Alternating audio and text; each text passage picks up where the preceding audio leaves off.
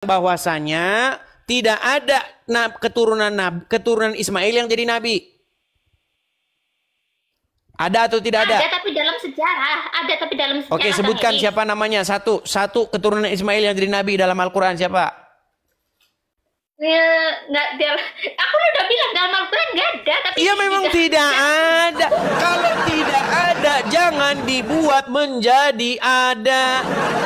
Muhammad itu adalah pemimpin, betul? Betul banget. Sampai hari ini nggak Muhammad itu pemimpin? Sampai akhirat nanti, Bang Edis. Oke, bahkan sampai nanti, sampai dunia ini berakhir, Muhammad adalah pemimpinnya umat Islam, betul? Pemimpin dan pemberi syafaat. Oke, dan Muhammad sudah meninggal, betul? Di mana? Dan Muhammad sudah meninggal, betul? Betul. Oke, berarti umat Muslim dipimpin oleh orang yang meninggal dalam kubur, betul? Nah, kan berat kan? Halo? Ya. Fatimah? Ya. Silakan nyalakan kamera, Fatimah.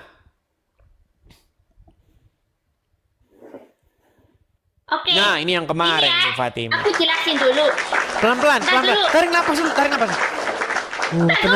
Tenang dulu. Aduh, tenang dulu. Jangan gelagapan gini. Tahan napas. Tarik. Enggak, Anda yang mancing-mancing duluan. Anda yang mancing-mancing duluan. Dek Fatimah, pelan-pelan. Tarik napas dulu. Seperti mau ngelahirin itu. Ini ya Bang Edi. Oke, silakan. Jadi di Al-Quran tidak tertulis keturunan Nabi Ismail, tapi tertulis di dalam sejarah. Kok Anda jangan menjebak dong. Sudah bicaranya, Neng Fatimah? Ya. Sudah, saya tanggapi ya. Begini, Neng Fatimah. Pertama-tama, Al-Quran itu mengatakan bahwasanya kitab Al-Quran itu adalah kitab yang sempurna, jelas, terperinci, menjelaskan segala sesuatu. Tapi ketika orang Islam ditanya tentang agama Islam, menunjukkan tentang siapa keturunan Ismail, kenapa yang dipakai kitab yang lain? Bukankah Al-Quran itu adalah... Sebentar, Neng, sedikit lagi. Begini, Neng Fatimah, sedikit gini. Bukankah Al-Quran itu yang menjelaskan? Bukankah Al-Quran itu yang lengkap? Zalikal kitabu la raiba fihi hudal lil muttaqin. Tidak ada keraguan padanya, petunjuk bagi orang-orang yang bertakwa. Kenapa yang menjadi petunjuk malah kitab sejarah, bukan Al-Quran? Apakah orang Islam sudah tidak percaya lagi dengan Al-Quran, bahwa Al-Quran menjelaskan? Silakan. Aku udah tahu kalau Anda itu udah tahu sebenarnya kalau di Al-Quran ini nggak tertulis tentang Nabi yang dari keturunan Ismail. Anda itu menjebak orang Islam. Maka justru karena itu kenapa sekarang? Anda udah gede, jangan kayak anak-anak.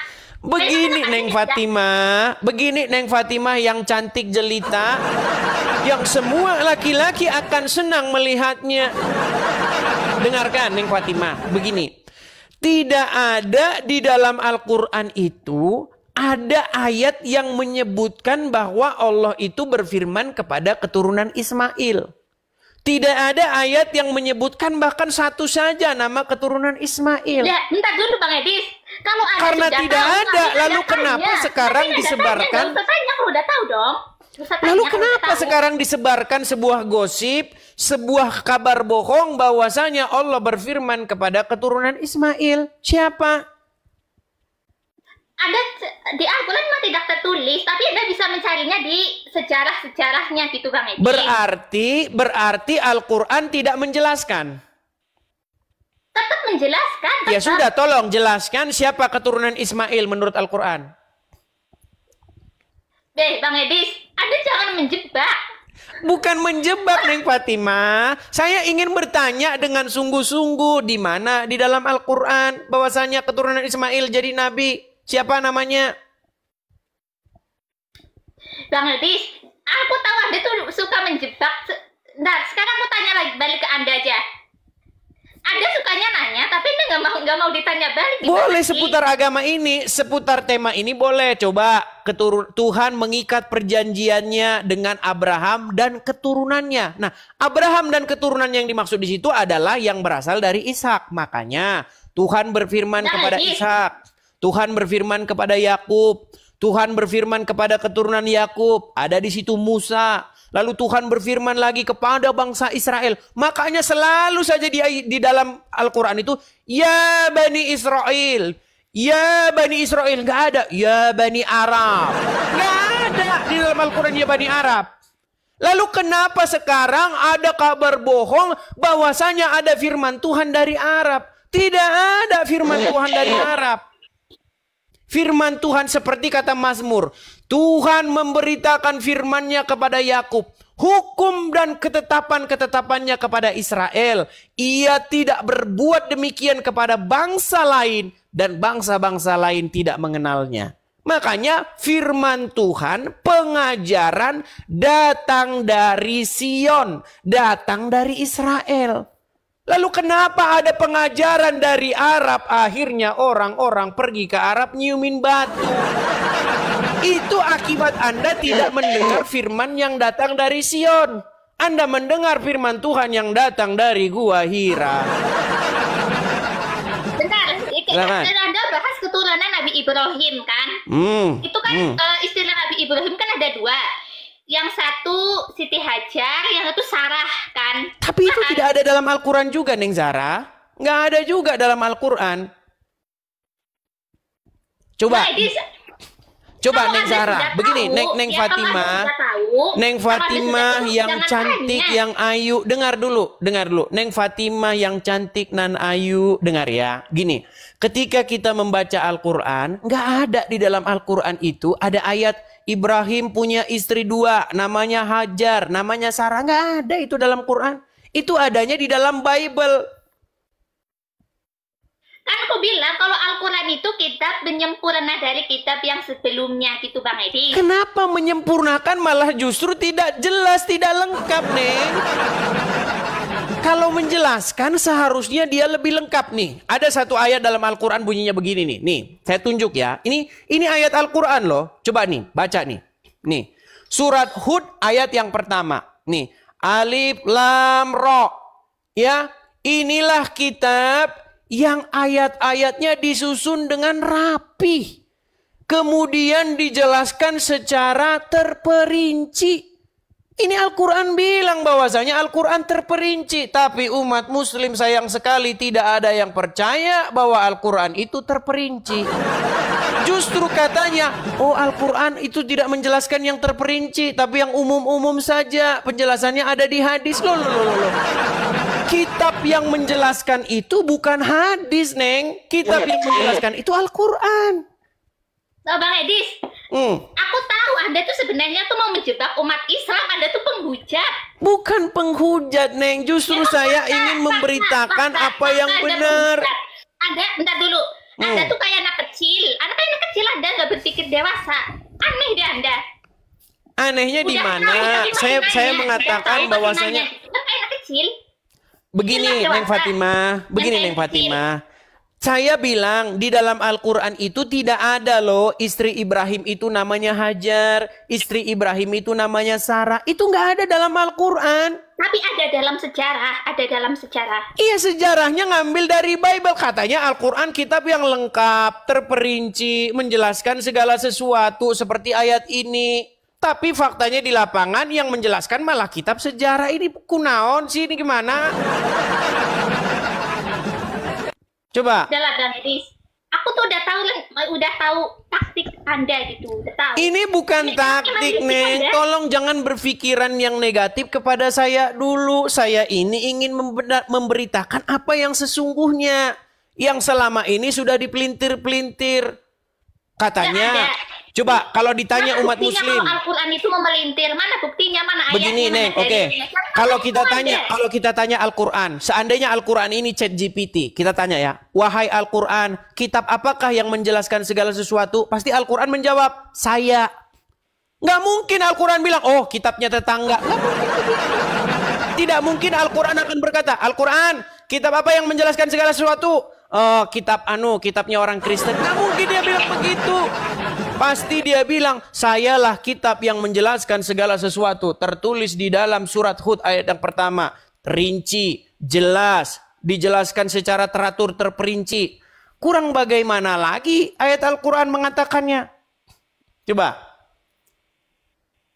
Iya, ya aku tahu, Di. Aku tahu Bang Edis, aku tahu. Terus, kenapa? Nah, okay. Kenapa sekarang Neng Fatimah termakan oleh isu, termakan oleh omongan orang-orang bahwasanya oh Al-Quran itu hanya menjelaskan yang umum-umum saja. Al-Quran itu tidak terperinci. Loh, ini terperinci tulisannya nih. Jelas, dijelaskan nih. Kitab yang ayat-ayatnya disusun dengan rapi kemudian dijelaskan secara terperinci nih. Terperinci. Bagaimana mungkin Quran bilang terperinci tapi umat muslim bilang nggak terperinci? Gimana?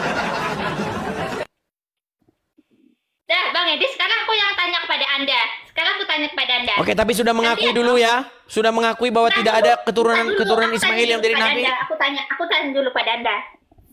Iya, maksudnya Neng Fatimah sudah mengakui sekarang bahwasanya tidak ada keturunan Ismail yang jadi nabi.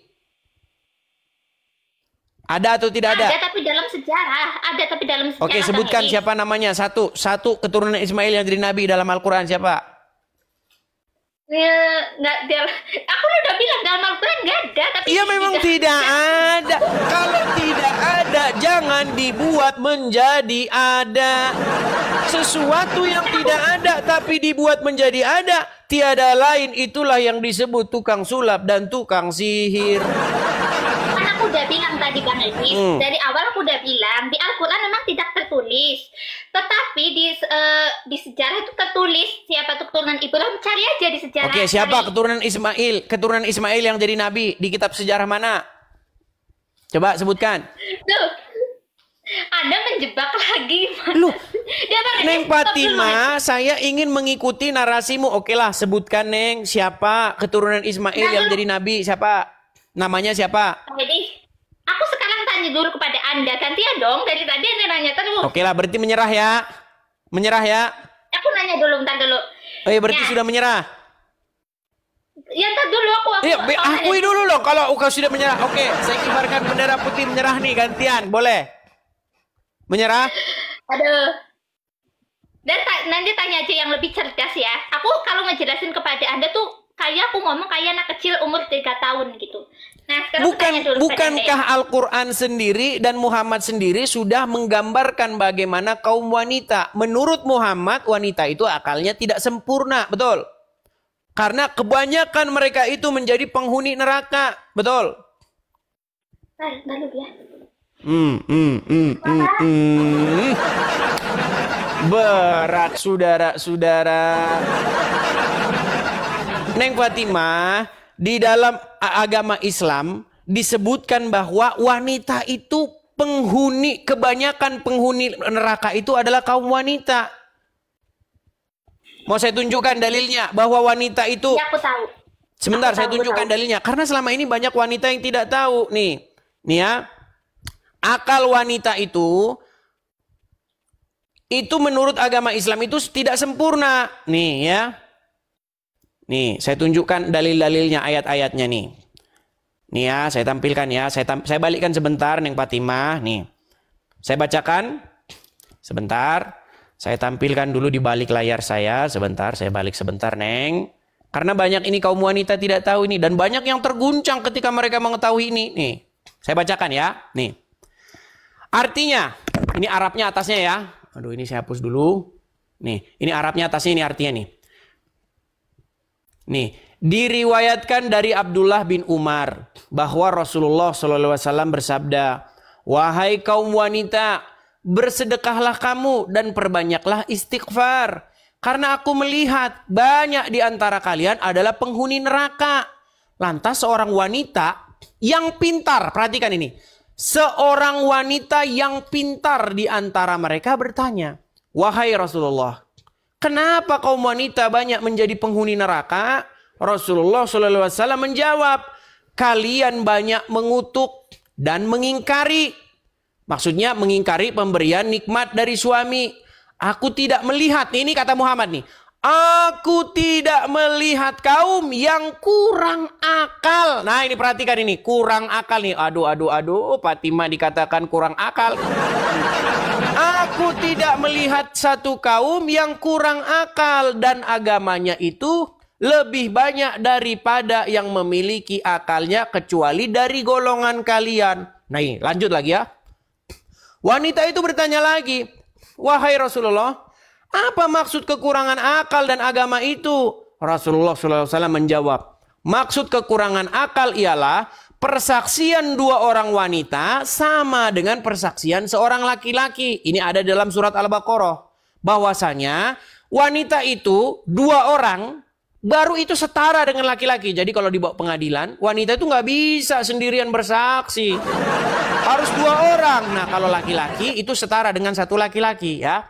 Inilah yang dikatakan kekurangan akal.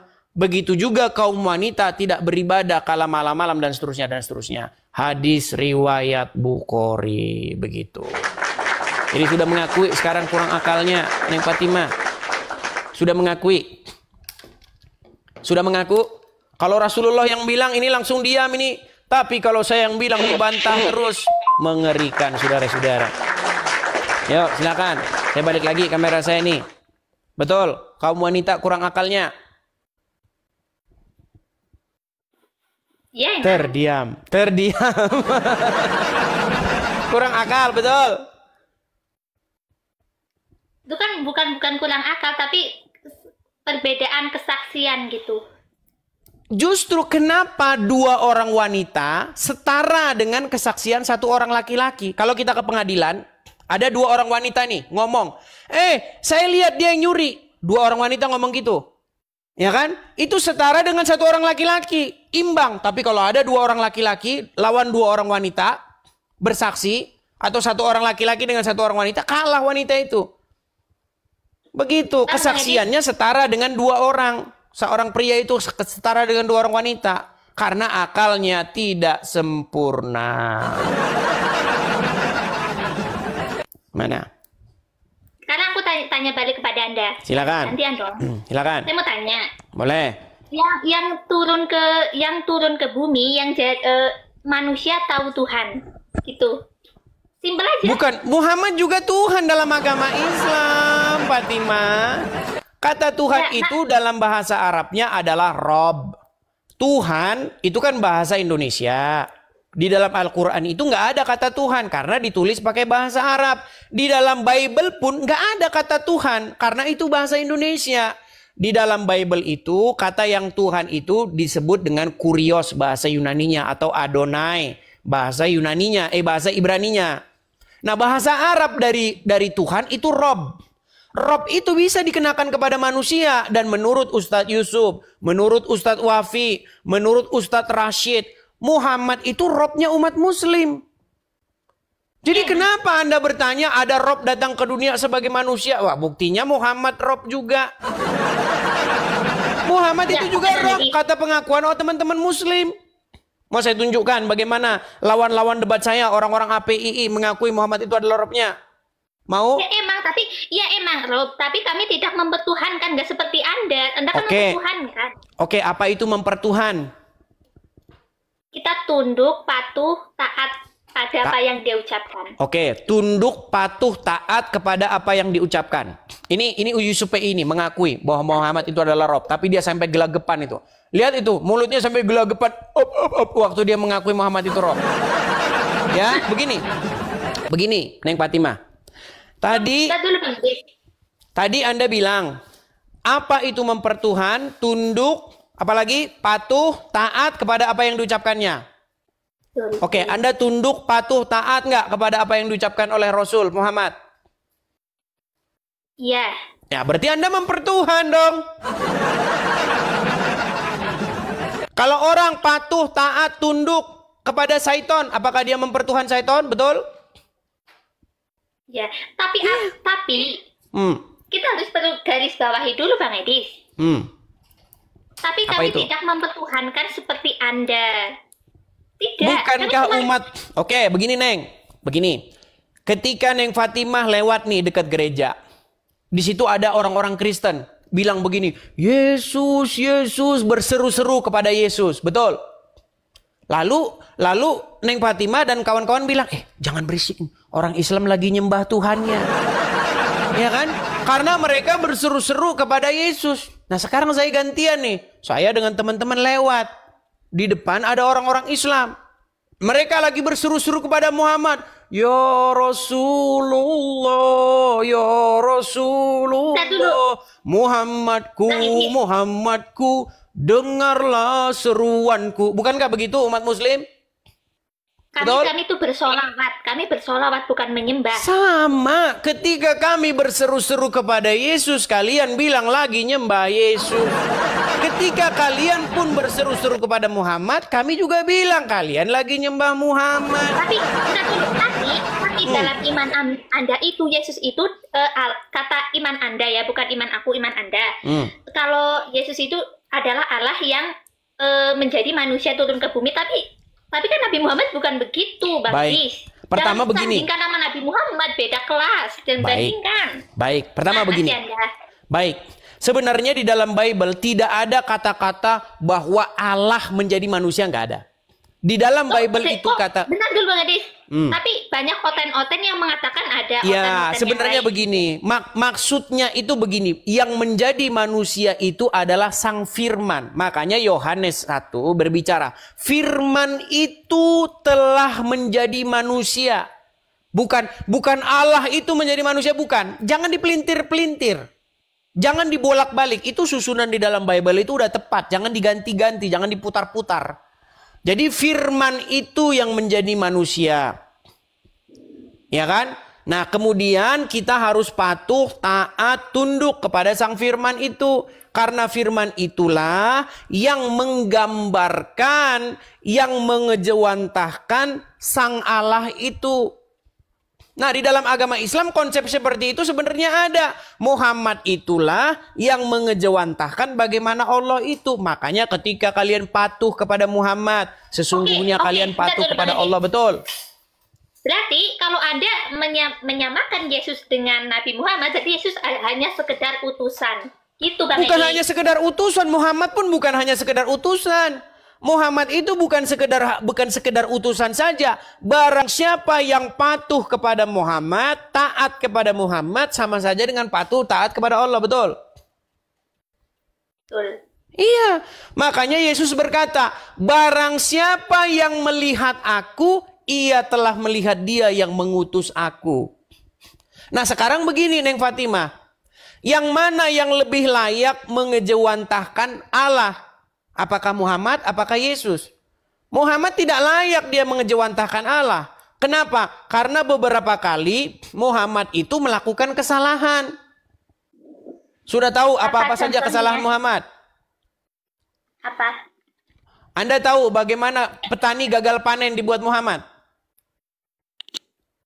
Bang Edir.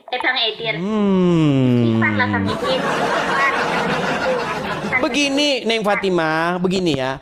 Yesus itu, dia itu adalah gambar Allah yang tidak terlihat. Bagaimana sih kita melihat Bapa di sorga itu? Enggak bisa kita lihat. Disebutkan langit adalah singgasananya dan bumi adalah tumpuan kakinya. Rumah apa yang hendak kau dirikan bagi dia? Makanya Bapa yang maha besar itu, dia mengejawantahkan keberadaannya itu dengan perantaraan sang firman yang menjadi manusia. Makanya sesungguhnya ketika Neng Fatimah membaca firman itu kan Anda membayangkan Allah kan? Ketika Anda membaca firman Allah, Anda membayangkan Allah yang sedang berfirman di situ. Karena yang sampai kepada dimensi kita itu adalah perkataannya, firmannya.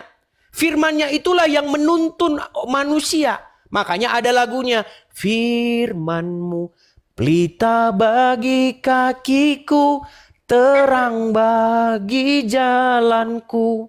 Jadi firman-Nya itu yang menuntun manusia. Siapa firman-Nya itu? Firman-Nya itu adalah Yesus, bukan Muhammad.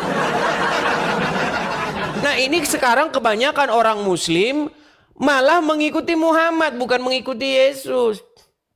Kalau mengikuti Muhammad, Muhammad sekarang ada dalam kubur, betul? Betul? Betul. Iya, sedangkan Yesus hidup, naik ke surga. Ayo, siapa yang layak diikuti? Yang naik ke surga atau yang turun ke kubur? Ayo, coba. Mana yang lebih pantas diikuti? Mana yang lebih pantas dijadikan suri tauladan? Apakah orang yang ada dalam kuburan atau orang yang naik ke surga? Coba. Aku ngomong dulu Bang Edi. Silakan. Silakan. Selama ini Anda sadar nggak? Ada buat komal kayak gini tuh lihat-lihat komenan di bawah. Ini menghina Islam. Di mana saya menghinanya, Neng Fatimah? Di mana saya menghinanya? Apakah betul Muhammad ada dalam kubur? Betul atau fitnah? Lihat di bawah. Bang Edis, lihat itu di komenan di bawah, lihat. Komennya terlalu kenceng, saya nggak bisa lihat. Nanti saya akan angkat moderator untuk memblokir orang-orang yang memaki-maki. Jangan maki-maki. Yang Islam kah, yang Kristen kah? Ayo kita diskusi, nggak usah maki-maki, nggak ada gunanya. Maki-maki itu hanya menunjukkan bahwa Anda itu putus asa, Anda tidak punya harapan. Nggak usah lah. Tapi kalau saya bilang, Neng Fatimah, Muhammad ada dalam kubur, apakah itu fitnah? Tidak. Tidak. Emang benar. Emang benar. Sekarang saya tanya, apakah Muhammad itu pemimpinmu? Betul sekali Bang Edi. Berarti Neng Fatimah dipimpin oleh orang dalam kubur. Kan? Berat kan? Berat, saudara-saudara. Begini Neng Fatimah, jangan menyerahkan hidup kita ini dipimpin oleh mayat dalam kubur. Serahkanlah hidup kita ini dipimpin oleh Bapa di sorga dengan perantaraan firman-Nya.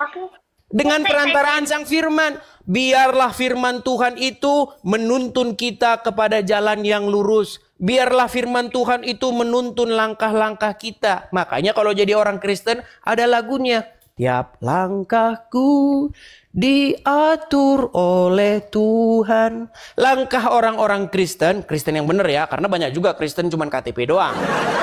Ya kan? Langkahnya diatur oleh Tuhan. Gimana caranya Tuhan mengatur langkah orang? Dengan firman-Nya, dengan sabdanya. Begitu. Coba. Bang Edis. Bentar dulu. Aku mau cuma nasehatin. Silakan. Anda bilang kalau aku tuh dipimpin orangnya sudah mati itu kan. Oke, sekarang saya tanya, apakah Anda dipimpin oleh Muhammad? Kan tadi sudah dijawab Bang Edis. Oke, ya. Apakah Muhammad sudah mati? Benar, sudah. Berarti Anda dipimpin orang-orang mati? Enggak juga. Tuh kan, gimana begini Neng Fatimah? Neng Fatimah, pelan-pelan ya. Neng Fatimah ini dari aura-auranya ini orangnya cantik, ayu. Kok sayang sekali ini belum jadi orang Kristen. Asmirandah sudah jadi orang Kristen. Ayo, Asmirandah yang ayu gitu kan, cantik, udah jadi orang Kristen. Ini Asmirandah kapan menyusul? Gimana? Neng Fatimah, gini. Sekarang saya tanya nih. Ketika saya tanya, apakah Muhammad itu pemimpinmu? Neng Fatimah jawab, iya. Nah, dulu Bang Idris, aku ngomong dulu dong. Ya, silakan. Ngomong. Emang Nabi Muhammad itu sudah meninggal. Tapi Nabi Muhammad sebelum meninggal itu meninggalkan 2, Al-Quran dan hadis. Dan itu tidak pernah mati, Bang Idris. Berarti yang memimpin umat muslim itu Muhammad atau bukan? Ya Muhammad, dan Muhammad meninggalkan 2, yaitu hadis.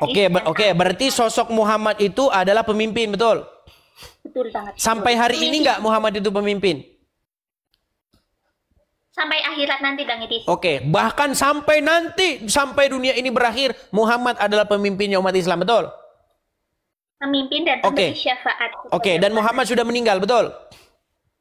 Di mana? Dan Muhammad sudah meninggal, betul? Betul. Oke, berarti umat muslim dipimpin oleh orang yang meninggal dalam kubur, betul? Nah, kan berat kan? Makanya apa kata Yesus? Akulah kebangkitan dan hidup, kata Yesus. Maksudnya Yesus ya, saya nggak bilang diri saya. Apa kata Yesus? Akulah jalan dan kebenaran dan hidup, kata Yesus. Jadi yang layak dijadikan pemimpin, yang layak dijadikan orang yang menuntun Anda kepada hidup itu adalah Yesus. Yesus aja udah mati kok di tiang salib terputus. Yesus naik ke surga. Sekarang saya tanya, betulkah Isa akan datang ke dunia? Betul, ada di surah, ada. Oke, berarti dia hidup atau tidak? Kang Adis, aku jelasin dulu. Nabi Isa diselamatkan oleh Allah ketika hendak disalibkan oleh Yahudi. Dia masih hidup Nabi Isa. Nanti akan turun menghakimi umat Kristen. Oke, baik. Sekarang begini. Ini adalah penipuan yang nyata nih. Saya mau buktikan nih kepada Neng Fatimah nih. Orang-orang hendak mencari-cari Isa atau Yesus dan ingin menyalibnya, betul? Betul banget, betul. Nah, lalu ketika orang-orang ingin menyalibnya, Allah membuat orang lain wajahnya diganti menjadi Isa atau Yesus, betul? Betul. Berarti orang tersebut ditumbalkan oleh Allah menggantikan Isa. Karena yang gini, Bang. Enggak, dijawab dulu. Berarti dia ditumbalkan oleh Allah. Aku jelasin dulu, Bang Edis. Anda jangan nyerocos dulu. Berat ini. Oke, silakan. Coba, ayo.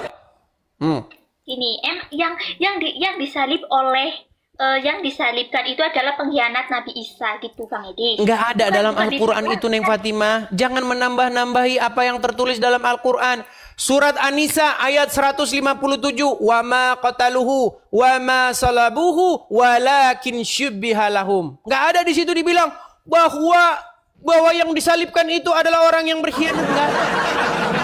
Jangan ditambah-tambahi, jangan memfitnah Al-Quran, jangan menambah-nambahi Al-Quran, enggak disebutkan di situ.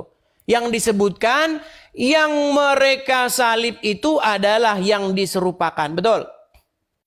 Betul. Oke, berarti sekarang begini, Neng. Orang-orang ingin menyalibkan Isa atau Yesus, lalu ada orang mukanya dibuat jadi Isa atau jadi Yesus, dan itulah yang disalibkan. Sekarang begini, Neng, kesimpulannya. Berarti orang-orang tertipu, betul?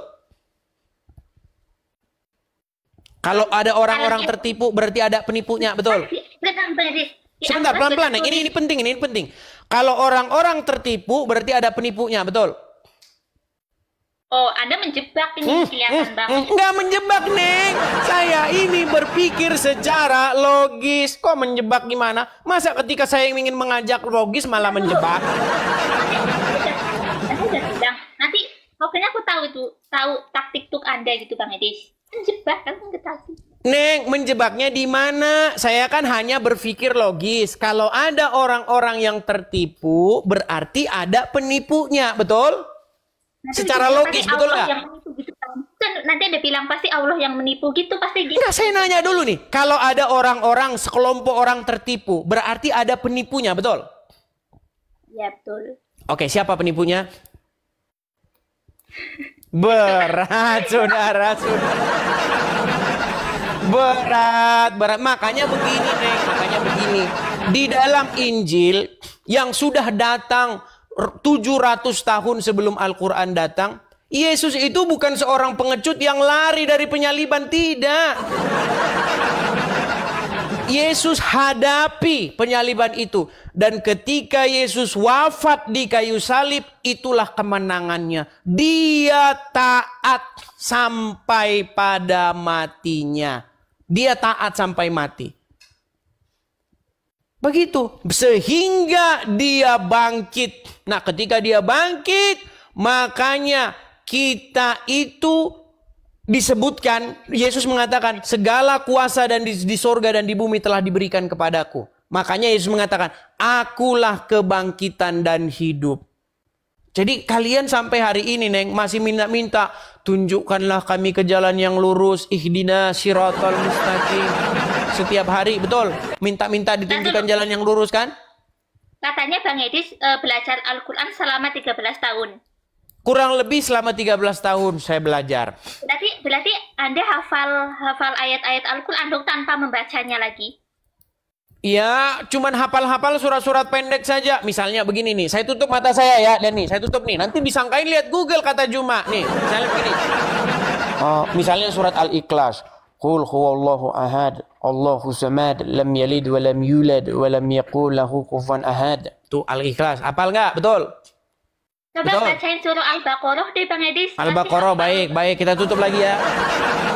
Alif Lam Mim zalikal kitabu la raiba fihi hudal lil muttaqin. Ya, betul nggak? Salah. Loh, Bukan. salah lagi. Tapi begini Neng, ini poin pentingnya gini. Ketika saya lihat muslim-muslim membaca Al-Quran, mereka itu malah menghafal-hafal huruf Arabnya. Ketika mereka baca, mereka tidak tahu apa yang mereka baca. Makanya saya ingin merubah nih pola pikir. Pola pikir yang selama ini dipikirkan oleh orang Islam. Ketika baca Quran, baca Arabnya dapat amal. Bukan begitu. Bang Edis, makanya jangan jadi penyembah manusia. Jadi otaknya nggak kayak gitu ya Bang Edis. Justru begini. Yang menjadi penyembah, bahkan penyembah mayat dalam kubur. Saya tanya dulu, apa sih menyembah bahasa Arabnya? Coba saya tanya. Kan tadi udah dijelasin Bang Edis, yang jelas-jelas menyembah dan mencium-cium patung adalah umat Anda, bukan umat Begini, Islam. oke, baik, saya jawab. Saya jawab. Bang Edis, aku jawab dulu Begini. Bang Edis. Kami umat Islam, apa kami menyembah tuh ada di depannya ada patung? Tidak ada. Baik. Pertanyaan bagus. Baik. Begini, Neng. Begini. Saya melihat banyak orang-orang, ini saya harus bicara anu ya. Kita ini juga harus melihat juga kepada diri kita. Gini. Di dalam Kristen itu memang ada berbagai macam golongan. Ada golongan yang dia itu sujud-sujud, nyembah-nyembah, dia itu bersujud begitu di hadapan patung. Ada oknum-oknum seperti itu, ada. Tetapi itu bukan yang diajarkan dalam Bible. Di dalam Bible bagaimana? Jadi kenapa Anda tidak mengingatkan saudara-saudara? Justru saya mengingatkan di dalam Bible dikatakan, jangan ada padamu patung yang menyerupai apapun, baik yang ada di langit, di bumi, di bawah bumi, untuk sujud kepadanya. Jangan ada padamu. Gak boleh. Bentar dulu Bang Edis. Makanya begini Neng Fatimah, makanya datang ke gereja saya, nggak ada di situ patung, boro-boro patung, kagak ada. Karena memang dilarang untuk sujud kepada patung-patung tuangan manusia, nggak boleh. Bang Edis, yang di Konoha ini mempercayai Bible enggak yang di Konoha ini? Ya tentu saja dong orang-orang Kristen. Nah, oke. Kenapa kalau dia mempercayai Bible, katanya di Bible tidak tertulis untuk jangan membuat berhala, kenapa di Konoha dibuat berhala? Berarti karena dia tidak baca. Makanya saya bilang banyak orang Kristen yang KTP-nya saja. Jadi ketika justru begini Neng, Anda harus bisa bedakan apa kata Bible dengan apa kata orang. Kalau kata orang, oh ini saya boleh nih begini-begini kepada patung. Nggak boleh, Bible nggak boleh begitu. Nggak boleh. Makanya banyak teman-teman saya gini. Begini, saya ada beberapa mualaf nih. Mualaf, teman-teman mualaf. Di TikTok ini juga mereka juga siaran. Ya, dia bilang, dulu waktu saya jadi orang Kristen, saya nyembah-nyembah patung katanya. Ada. Ya kan? Ada seperti itu. Saya bilang, justru karena kamu tidak mengikuti ajaran Bible, makanya kamu begitu. Justru ketika kamu jadi orang Islam, malah kamu sekarang pergi ke Arab cium-cium batu. Saya ada gambarnya nih, Neng. Nih, biar kita adil ya, Neng ya. Nih, Neng. Nih. Sekarang saya tanya, ini apa? Sudah pernah kemarin. Ini apa? Coba jawab. Gitu. Jangan tertawa dulu, Neng. Ini apa? Coba. Itu batu Hajar Aswad Bang Edi. Apakah batu itu makhluk hidup? Apakah batu itu bisa mendatangkan manfaat atau mudarat? Itu kan batu dari surga Bang Edi. Nah, justru malah kalian sekarang yang percaya ada batu dari surga. Neng, saya kasih contoh. Nih, saya kasih contoh Neng ya. Ini kita jujur-jujuran ya, belak-belakan nih. Nih. Kalau ada orang putar-putar pohon beringin. Dia putar-putarin pohon beringin tuh. Terus dia cium-cium pohon beringin itu kan. Cium-cium. Terus kemudian dia melambaikan tangan kepada pohon beringin itu ya. Aku memenuhi panggilanmu. Sujud-sujud. Saya tanya. Itu sebentar Neng. Sebentar. Kita mau jujur-jujuran ya. Menurutmu Neng. Betul nggak itu adalah ritual pemujaan pohon beringin? Betul. Mau pohon beringinnya diganti patung juga sama. Itu adalah pemujaan patung. Setuju? Tapi kami umat Islam, kami mutar-mutar Ka'bah itu sebagai ibadah. Jujur nih, jujur. Ada sekelompok orang, dia muter-muterin pohon beringin. Dicium-ciumin lah pohon beringin ini kan. Terus langsung sujud-sujud. Kami memenuhi panggilanmu. Kita sudah simpulkan itu adalah ritual pemujaan pohon beringin. Sepakat? Ya, sepakat. Nah, sekarang pohon beringin dicabut. Diganti patung. Ya, tetap nggak sama itu. Itu adalah pemujaan patung. Setuju? Bukan pemujaan patung, tapi itu...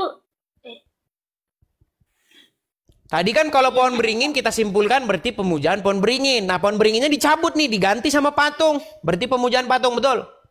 Betul. Nah, sekarang kalau diganti batu hitam. Masih sama nggak sekarang? Hukumnya? Nah, di sini sudah mulai berbelit nih. Oh, kalau itu bukan.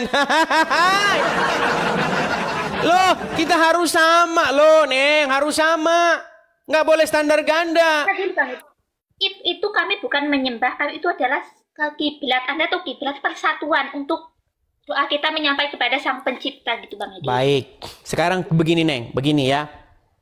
Pertama-tama, dulu Ka'bah itu adalah tempat riwayat atau tempat pemujaan berhala orang-orang Quraisy. Tahu itu? Ya, betul. Tahu. Bahkan mereka dulu tawaf sambil telanjang di situ, betul? Tahu. Kenapa sekarang dimodifikasi oleh Islam?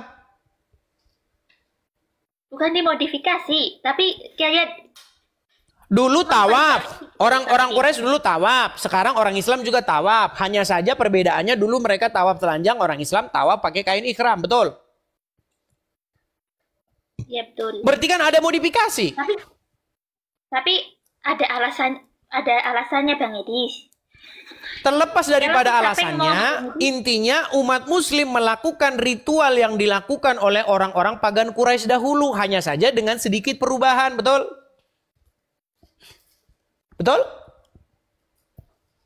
Iya, makanya dulu sebenarnya kiblatnya orang Islam dulu ke Yerusalem juga. Ke Masjidil Aqsa, betul? Betul. Cuma pindah, sekarang udah pindah ke... Nah, lalu karena orang-orang Yahudi tahu nih, ini Muhammad nih bukan nabi.